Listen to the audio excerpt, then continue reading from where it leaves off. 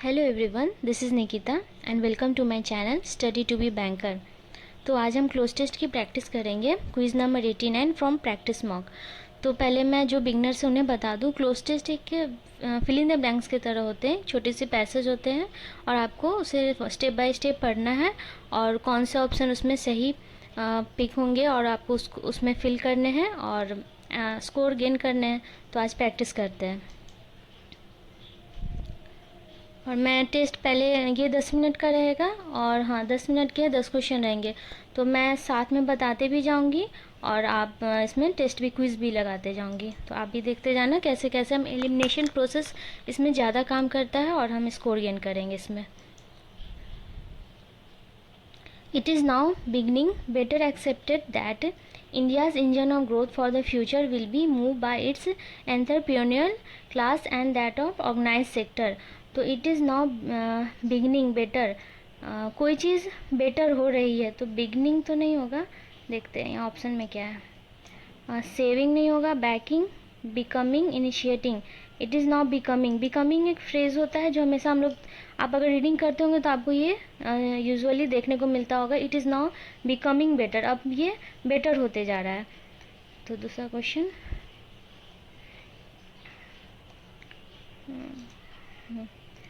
क्या फ्यूचर ये पहले से बेटर होते जा रहा है। Accepted that India engine of growth, India की जो ग्रोथ है फॉर द फ्यूचर, फ्यूचर के लिए, will be dash by it's, will be के साथ हमेशा V3 वर्ब का थर्ड फॉर्म लगेगा तो मूव तो V1 है, तो इसमें जो थर्ड फॉर्म होगा हिडन, फॉरगिवन, ड्राइवन, रिवीजन। तो क्या सही होगा? Future will be dash by it's entrepreneur classes. तो फ्यूचर चलाया जाएगा ना, तो ड्राइवन होगा, मतलब कि आगे बढ़ाया जाएगा, तो ड्राइवन होगा।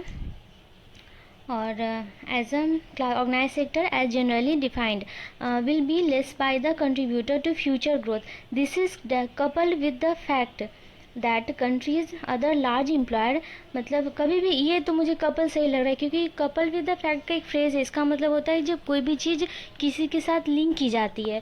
तो यहाँ पे couple with the fact I think सही होगा। देख लेते हैं। डिबेकल मतलब होता है फेलियर, और ड्विंडल का मतलब होता है डिक्रीज होना, और टॉपल का मतलब होता है लड़खड़ाना, और रैटल तो मुझे नहीं याद आ रहा है। तो this is couple with the fact, तो debacle failure with the fact नहीं होगा।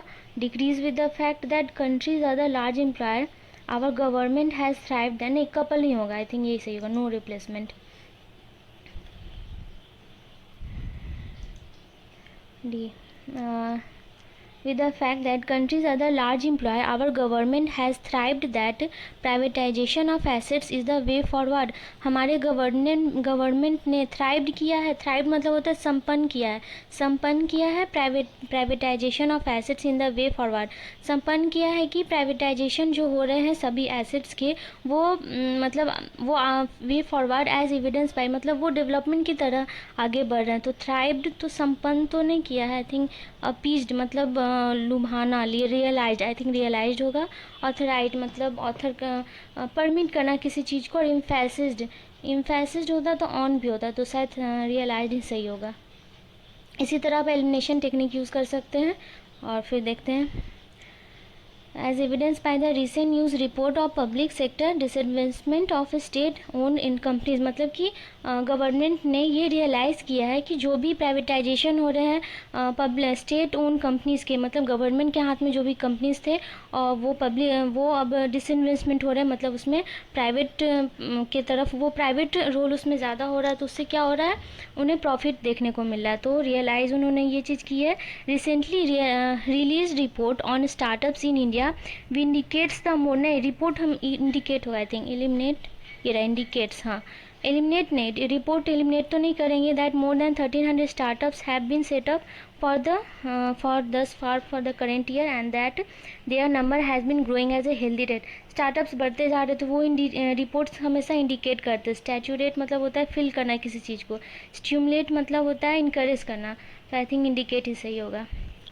ये है दूसरा पैराग्राफ, ठीक है, मतलब दूसरा पैसेज है। वो 5 क्वेश्चन उधर हो गए और ये सेकेंड क्वेश्चन, एक दूसरा पेज है तो उस पर 5 क्वेश्चन होंगे। What digital India has dash up to now as a part of progress is a structure with a framework lacking with transparency, क्या डिजिटल इंडिया ने हैज़ कुछ किया है up to now as a part of progress, मतलब अब progress की तरफ, वो प्रोग्रेस का एक पार्ट है, डिजिटल इंडिया एक प्रोग्रेस का पार्ट है।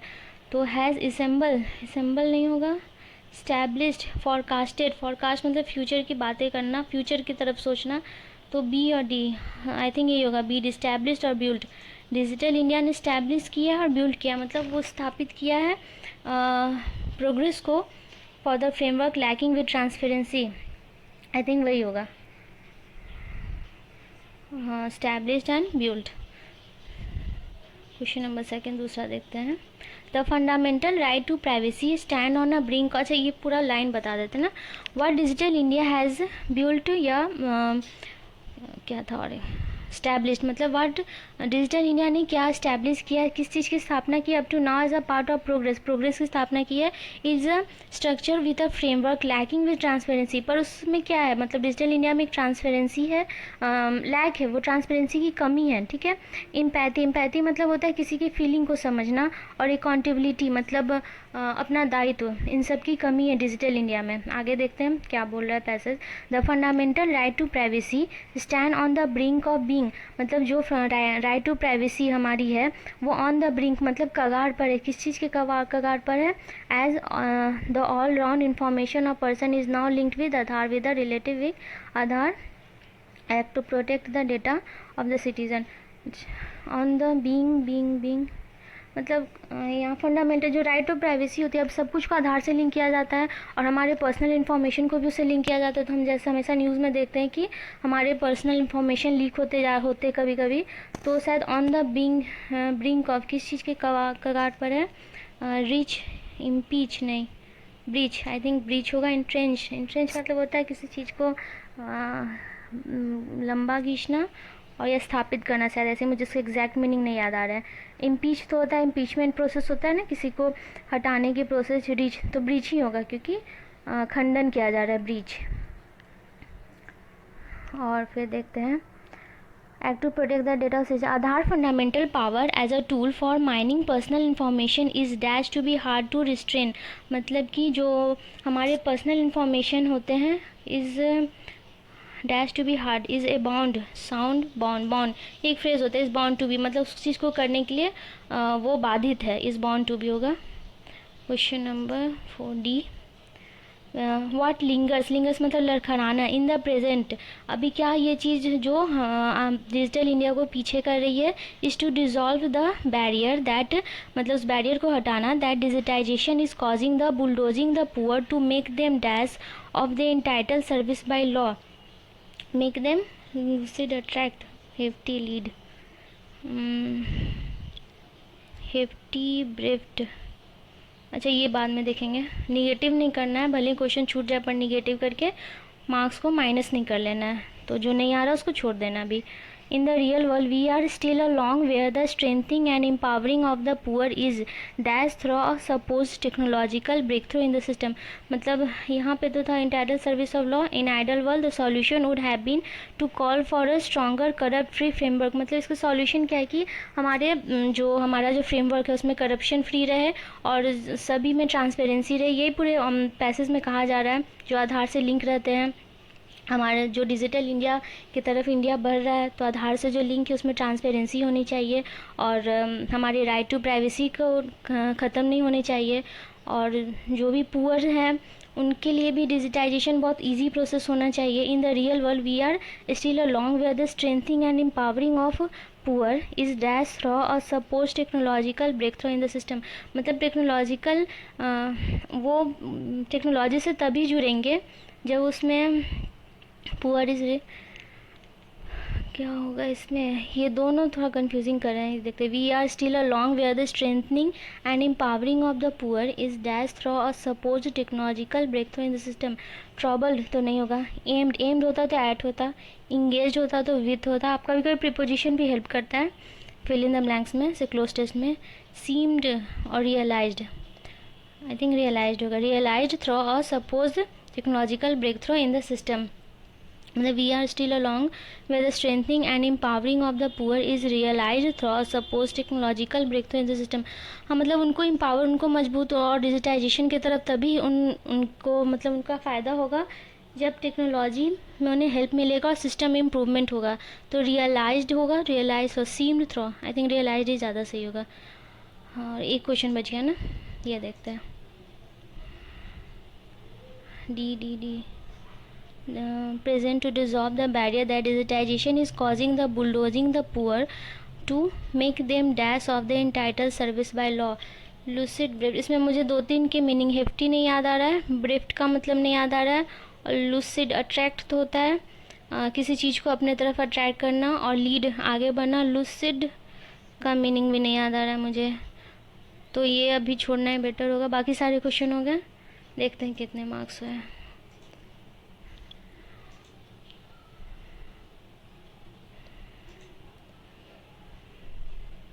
And 99 percentile.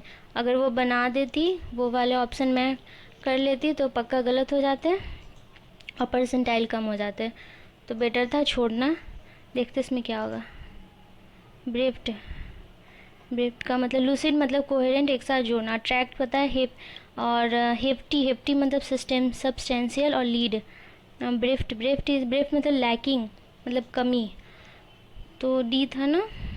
वाट लिंगर्स मतलब क्या अभी, what lingers in the present is to dissolve the barrier that digitisation is causing in bulldozing the poor to make them dash of their entitle service by law. मतलब कि digitisation process में कुछ कमी नहीं होना चाहिए जिससे पुअर्स को किसी चीज़ की कमी ना, मतलब पुअर्स जो भी गरीब है उनके पास तो टेक्नोलॉजी नहीं रहता है, उनके डेवलपमेंट में कुछ कमी ना हो, तो इसलिए यहाँ पे ब्रिफ्ट होंगे शायद। और बाकी सारे सही हुए। तो मैं मैक्सिमम एलिमिनेशन टेक्निक भी बहुत यूज़ करती है।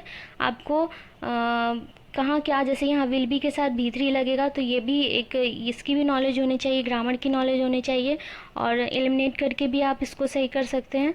तो ऐसे ही क्लोज टेस्ट बेसिकली एक छोटा सा फिल इन द ब्लैंक्स की तरह रहता है, और एक लंबे से छोटे से पैसेज दे देते हैं और उसमें 3-4 फिल इन द ब्लैंक्स दे देता है। आपको थोड़ी ग्रामर की नॉलेज होनी चाहिए, वो कैब की नॉलेज होनी चाहिए, और रीडिंग तो अच्छी होनी चाहिए, तभी आप कर पाएंगे। And my marks you see that, कहाँ गया, 99 परसेंटाइल। तो ऐसे ही मैं वीडियो डाला करूँगी, बहुत सारे क्विज़ेस हर सब्जेक्ट के। तो इस चैनल को प्लीज़ सब्सक्राइब कर दीजिए और वीडियो को लाइक कर दीजिए, और कुछ कमेंट करना हो कैसा लगा वीडियो ये भी बताइएगा, and don't forget to subscribe. Thank you.